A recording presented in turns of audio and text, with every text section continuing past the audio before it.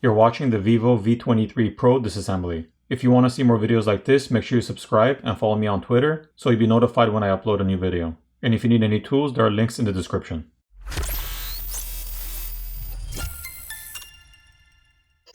First, the SIM tray needs to be removed. Next, we need to use a hairdryer or heat gun to apply heat to the back plate to loosen up the adhesive underneath, and then we're going to use a plastic pry tool to pry the back plate off. Here's a better look at the fluorite AG glass. This also has a layer of crystals along the glass, giving it this different colored look when you look at it at different angles. The glass camera lens covers can be replaced by applying heat and gently prying it off. On the other side, there's a large area of white graphite film to help transfer heat. There are 19 Phillips screws that need to be removed. The top cover can now be lifted up and removed. There's another layer of graphite which helps transfer heat. The dual LED flash is located here, and there's an antenna flex cable on this corner. Here's a look at the other side. Now that we have access to the battery cable, we're going to disconnect that first. Once the battery cable is disconnected, we can proceed to disconnect the rest of the cables. There are two coaxial cables on the right side of the board that need to be disconnected by popping them off.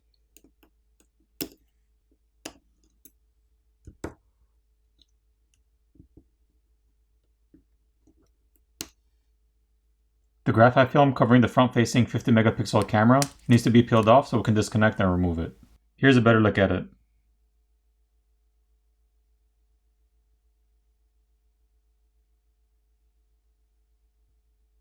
There are two standoff screws holding the motherboard down that need to be removed. Now the motherboard can be lifted up and removed.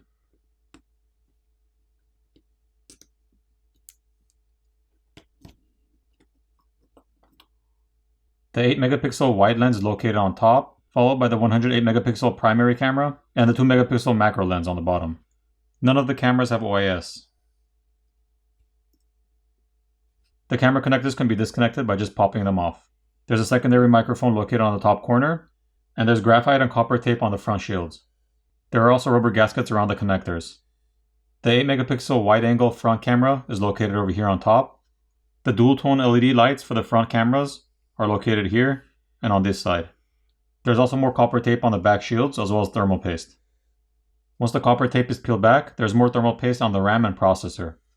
The processor is a MediaTek Dimensity 1200, and the ROM or storage is located underneath the shield on the other side of the processor. Now the bottom speaker assembly can be removed.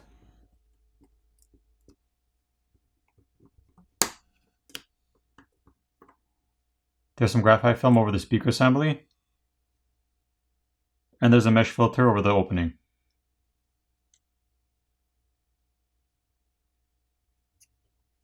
There are 4 flex cables that need to be disconnected from the subboard. And one thing I want to point out, the way they installed the flex cable for the fingerprint reader is pretty odd, since in most cases bending the flex cable like this would damage it and cause it not to work. Basically the length of the flex cable is longer than where the connector is, so from the looks of it they had to fold it down a little bit to make it fit. But one would think they would manufacture or design that better. Either that or whoever assembled this phone didn't know what they were doing.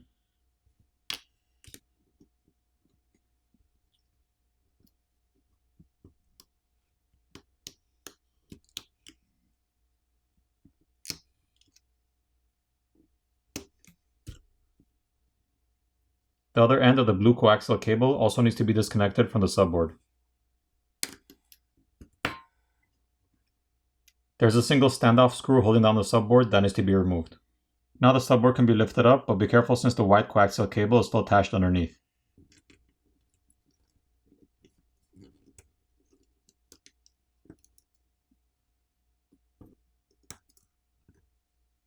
The charger port has a red rubber gasket around it.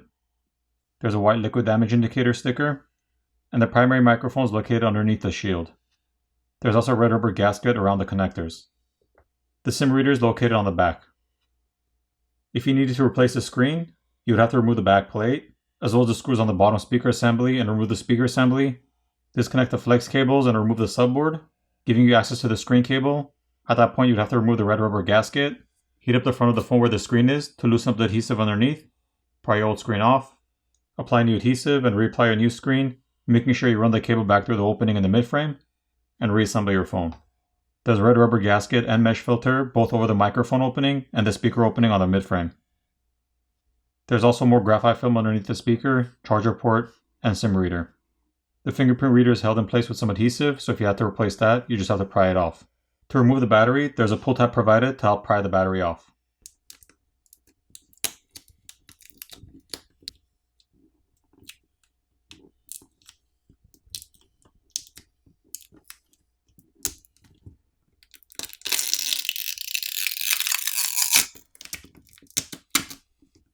Here's a better look at the 4300 mAh battery.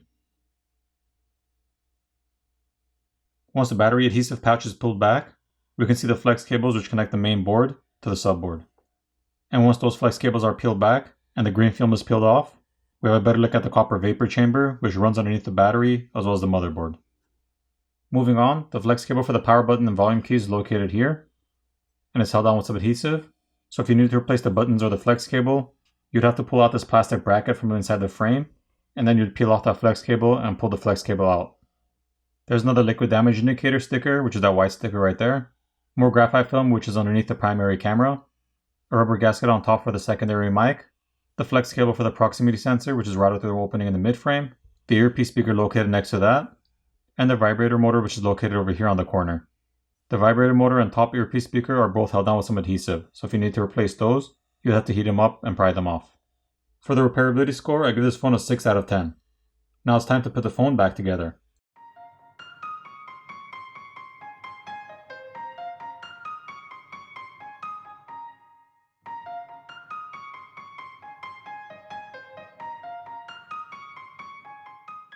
Once everything's back in place, apply new adhesive and reapply your backplate.